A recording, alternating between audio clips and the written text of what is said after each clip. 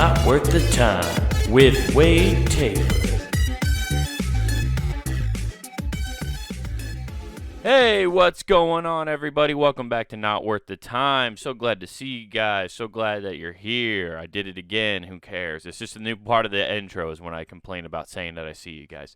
Doesn't matter. Anyway, we're here. We're having fun, you know? Yeah.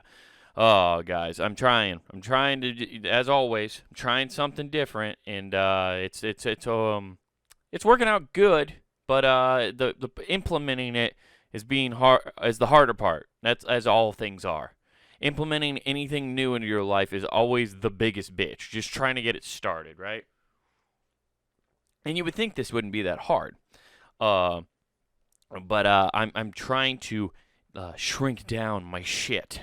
You know, I'm going through all of my stuff and trying to get rid of stuff, just to condense things a little bit, get rid of stuff I don't need, don't want to have. I've talked about it before, I'm pretty sure, on this podcast on Who Gives a F. I've talked about it multiple times. You just need to get rid of shit, okay? Don't be one of those people who just hoards everything in your life, man. Like, it's cool. No, don't get rid of stuff if you're using it, right? Like, if you enjoy it or like it or use it, it's fine. Like, I got shit in boxes right next to me right over here that I haven't seen in forever. They just need to go, It's just stuff. And you pull it out and you get nostalgic about it and then put it away. And you're just like, why am I keeping this? Or just furniture, but this one's different. It's not just like little things like that, This is furniture. I need to get rid of some furniture, right? Because I realized I only used my dresser for socks and underwear. Like, I had shirts and stuff in there, but I've since then gone through and cleaned it completely out and got rid of the stuff because there are shirts in there I haven't worn in fucking 4 or 5 years. Why do I have those then? Why are they there? Why am I keeping them? You don't need them. You don't wear them. They just sit in a fucking drawer. Get rid of it, right? Like, give it to somebody else. And I've donated a lot of the clothes. So I was like, okay, I need to get rid of the dresser.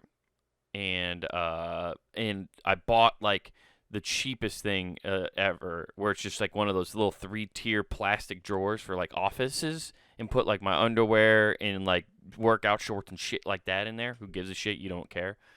But now I'm faced at a crossroads where I got to get rid of the dresser. And I know I can...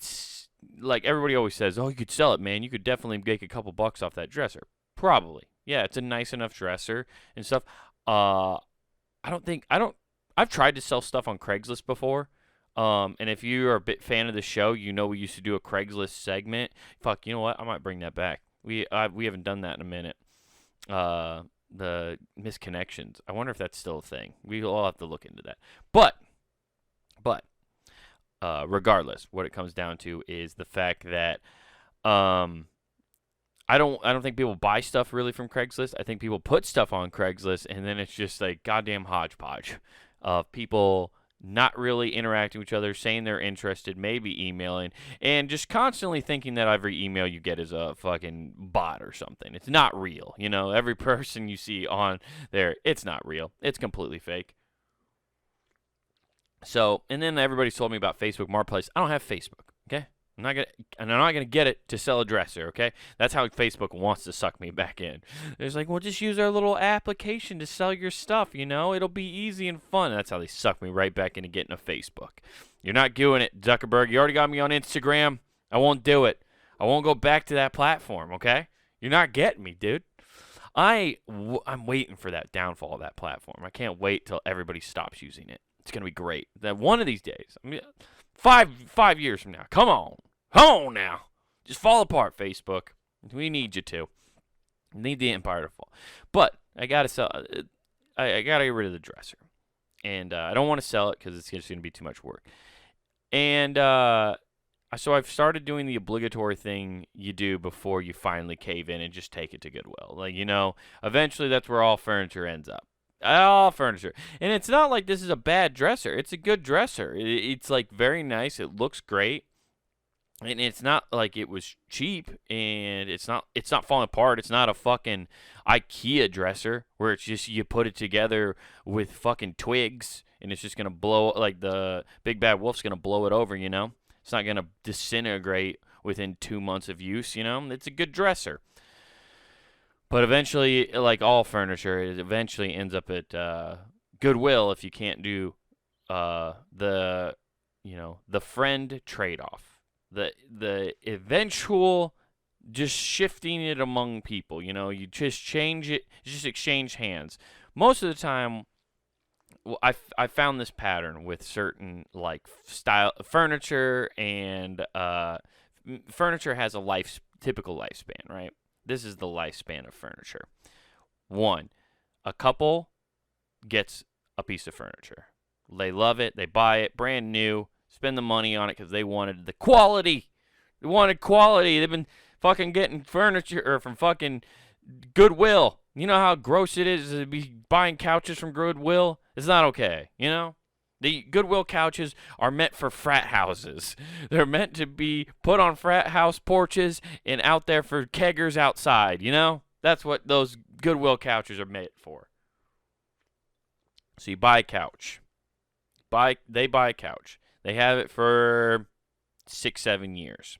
And then a friend of theirs, like somebody who just, they're just whatever. They're just never going to spend money on a couch like that. That's just not in their, they have a friend who's just okay with what they got, right? They don't need to go out and buy a fancy thing. It's not necessary. They got this couch. It works. Yeah, it's not the prettiest thing to look at, but the couch works. So they give that couch, because they want to get rid of their couch, to that person. Boom. Now they got a couch. Bam. Good deal. And then eventually, they get tired of that couch. That old couch that they had goes to Goodwill. And then eventually, after 15 more years of use, that couch ends up at Goodwill. And that's the cycle. You just keep handing it down until it eventually ends up at Goodwill. I don't believe any furniture ends up at the dump by a person. Families and people, we don't take the couches to the dump. Goodwill does that for us. Goodwill's almost like a certified like garbage service at a certain point. You just take your stuff to them, and you tell yourself, well, at least they're reusing it and recycling it. No, most of the time they're just fucking tossing it. they toss so much shit. Goodwill might be like the second leading producer of garbage in America. I swear to God, dude. It is crazy. So that is the cycle of the couch. So I'm trying to give this dresser to somebody. I already had somebody say no. Hopefully, my buddy who I just found out is thinking about getting a house, and he's going to have a spare bedroom and stuff like that. I was like, oh, perfect, dude. You want to try that fucking bedroom together, dog? Yeah, you're going to put a spare bed in there, dude. But you know what you need in there? A fucking dresser, in case someone spends a long weekend with you, maybe they're spending longer than you think, so they want to unpack their suitcase and put it away, Feel like they're at home more in your place while they're staying with you. This dresser will do that, dude. It ties a room together. You start doing an elevator pitch for your own fucking furniture that you don't want anymore. You know how hard it is to sell furniture you don't want? Like a salesman at a normal store, you're selling a product because you know it's good. And it's something you're probably like, yeah, no, I could see myself wanting it, and you pitch it that way. When you're selling your own stuff online, you're just trying to sell people stuff that you don't want anymore. That's such a different thing, and you can't believe the elevator pitch. It's so much harder to be a salesman when it's something you definitely don't want, That's why I think like people who sell health insurance or anything like that, or just like any kind of insurance, probably have a harder time selling it, because you're just like, man, I wouldn't fucking buy this. You're trying to convince yourself, dude. You're just like, I don't know, man. That's the name of the game with sales, though. You got to convince yourself that you want it before you can convince others that you want it. You know what I mean? It's all state of mind, man. So, yeah, I don't know. Yeah, that's what's going on right now. That's the big thing right now, is I'm trying to get rid of a fucking dresser. Woo! My life is exciting, isn't it, guys? Not as exciting as life used to be in this country, like when the post office was first invented. Whoo, you guys remember when the post office was first invented? Oh, man. During the Wild West days. That's what's funny, is like, I love how that's a term for when anything new starts up, right? Is the fact that you call it's the Wild West of whatever the thing you have is, right? But we forget, like, the Wild West, when it like where that term comes, why that term is the way it is because things were crazy when we first started expanding west. And one of the early days of like the post office, people they didn't think about the rules, right? Like most great things, like YouTube. When YouTube first came around, they were like, "Oh, yeah, you just post videos. People will love to post their home videos or like just weird videos or entertaining stuff. It'll be great." And they didn't set rules and boundaries, and beheading videos and stuff ended up there. The wild west of YouTube. And so like the same thing happened when the post office first came around. They were just like, "Oh, great, we can send letters. You can send all sorts of stuff through the mail, and we'll deliver it via horse. It'll be way easier and communicate with people. It'll be fantastic." But people didn't think about what they might try to take advantage of. And that's where we have a brief history of children being sent through the mail. That's right, dude. People have been sending children through the mail all the time. Makes that, that wish.com thing that, like, with the whole Jeffrey Epstein theory that they were mailing kids through furniture stuff. Maybe that's what Goodwill's doing with all this extra furniture. They're just like, okay, we'll just send it to this fucking place and we'll let them, fucking traffic children with this used furniture, which is scary because then if you drop off any furniture, your DNA's on it. You're gonna get implemented in that, man.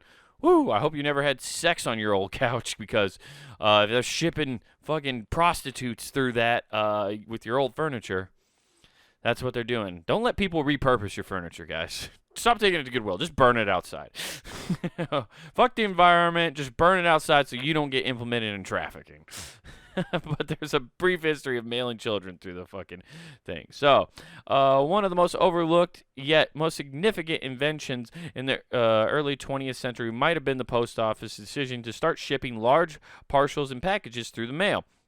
While private delivery companies flourished during the 19th century, the parcel posts dramatically expanded the reach of the mail order company to America's many rural counties or communities, as well as the demand for their products.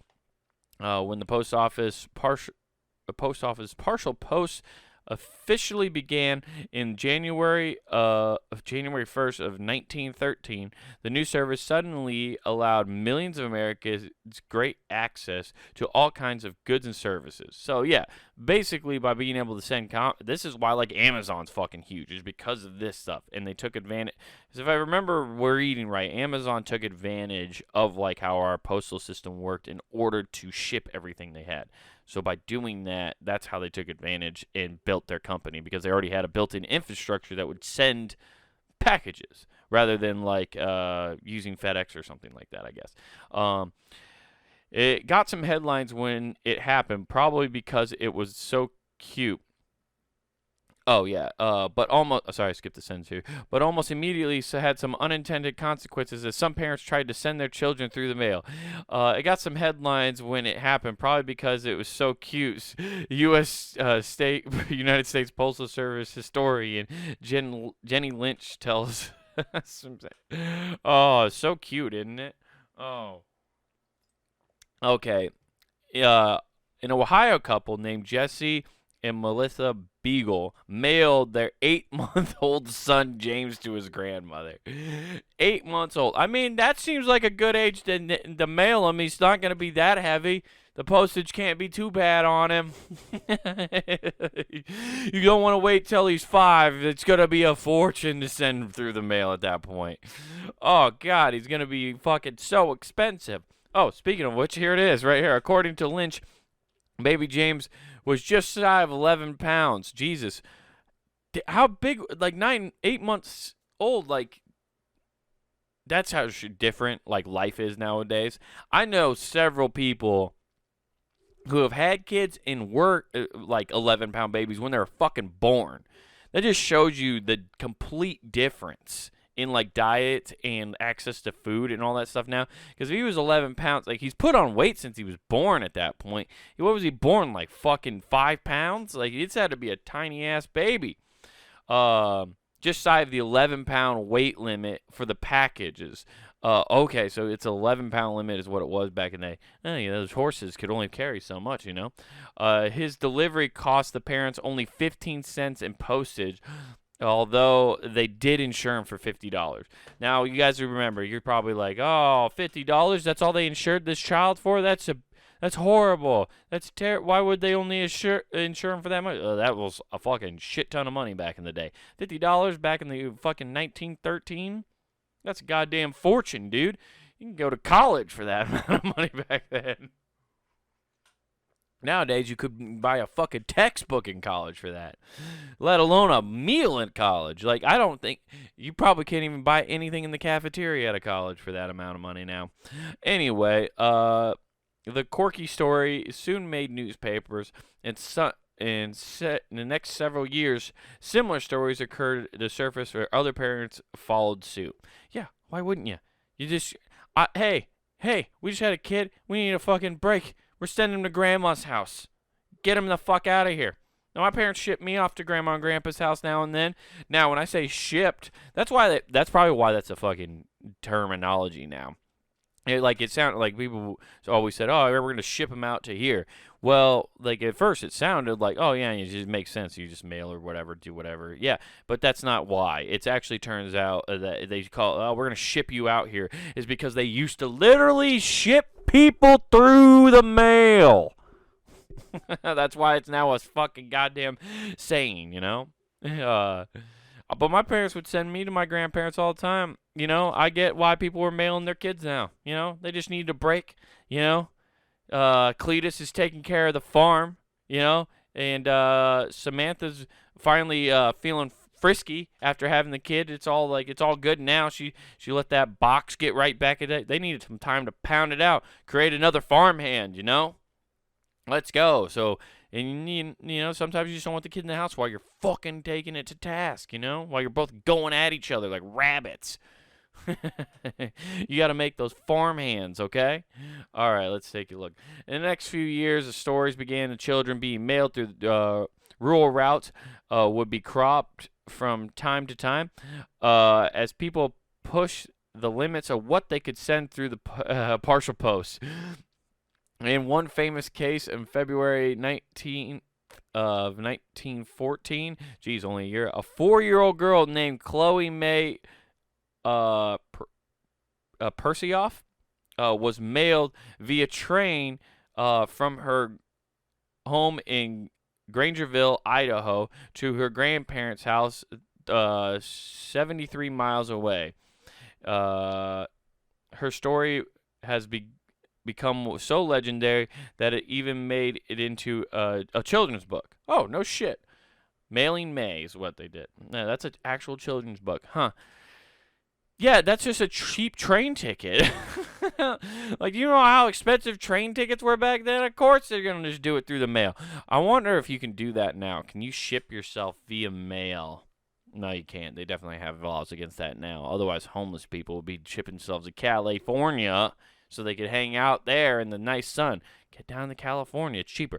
If I could mail myself to a place for vacation, that'd be pretty dope, you know? Also, you just make a return address. You just, like, return to sender. Yeah, they just decided to return. You get returned back home for free. Dude, you pay one-way ticket and you come back for free? Goddamn. That's how you do it right there. Return postage. Be like, yeah, this package is broken. Yeah, dude, that fucking rules. Yeah, cheating the system. That's what we need to do here. Yeah, postage was cheaper than a train ticket. That's right. It's right there. Just do it. And you just, like I said, you want to get returned home. You say that you complain the package is broken. Bam, they refund you your money. You send it back. They send you a new one. Send you a different kid. Luckily, little May wasn't commercially sold into a canvas sack along with the other packages. As it turns out, she was accompanied on her trip by her mother's cousin, who worked as a clerk at the. Okay, so it was a fucking family thing. All right, so like they're just working the system there.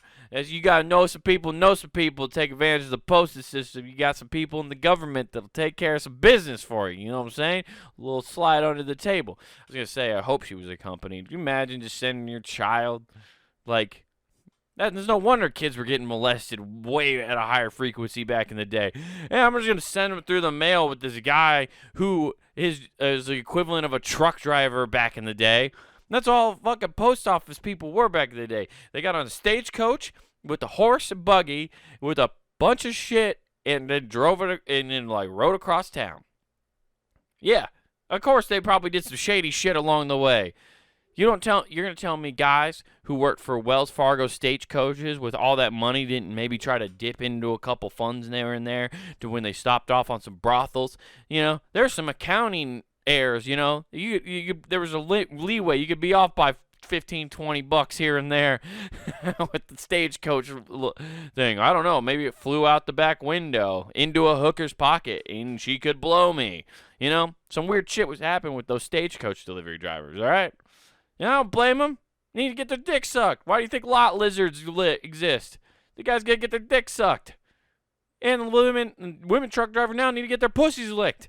You know, it goes both ways. Everybody needs to get off. Dude, just like stagecoach hands. Like, just getting... They were definitely getting Hummers in fucking brothels back in the day, you know? It's the Wild West. Prostitution was totally cool. All right. She was accompanied by her cousin. Over the years, these stories continue to pop up time to time. Parents occasionally manage to slip children through the mail thanks to rural workers willing to let it slide. Finally, on June 14th, 1913, several newspapers, including the Washington Post and the New York Times, and the Los Angeles Times, Jesus Christ, those fucking places, those newspapers have been around forever, all ran stories stating that the postmaster had officially declared that children could no longer be sent through the mail. What a hero. That postmaster, what a goddamn hero, stepping up and stopping people from having cheap ways to send their children to their grandparents. God forbid they hang out with their family members, you know? He's right. You know, stay home, work on the farm.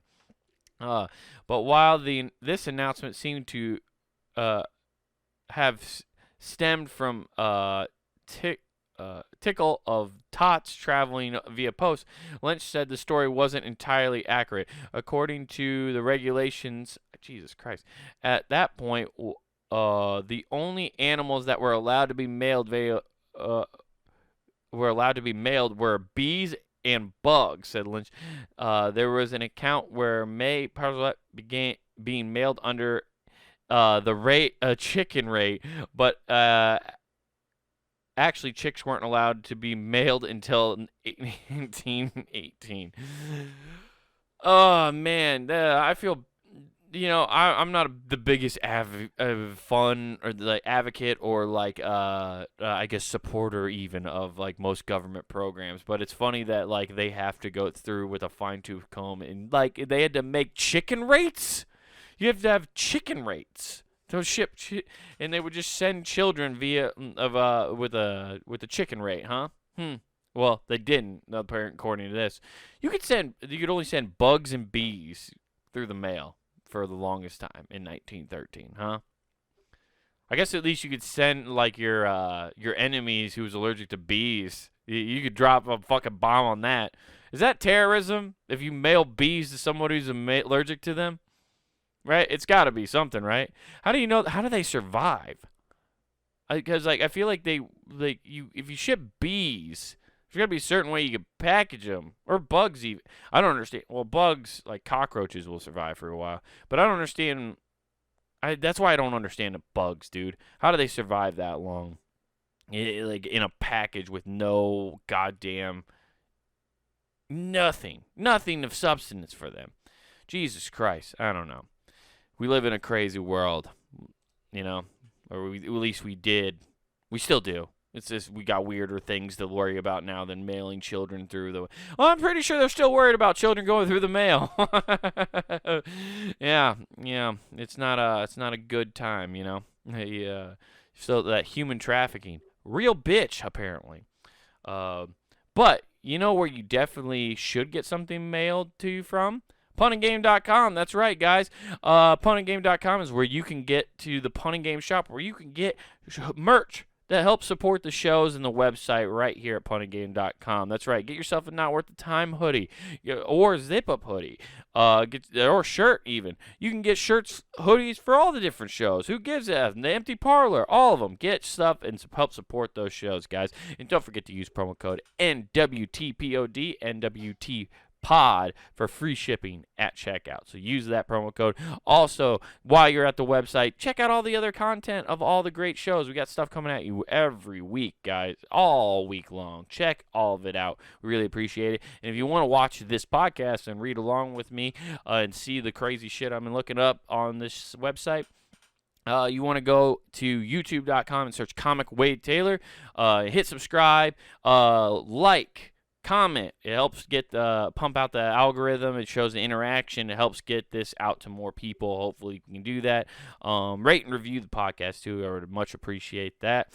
Also, while you're on YouTube, check out my half hour that I have out there, Wild Horses.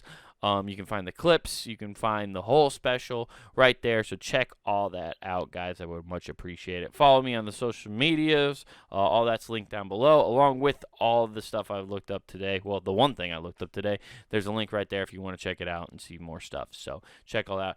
Guys, thank you for watching Not Worth the Time. We'll check in with you soon. And remember, don't do anything I wouldn't do.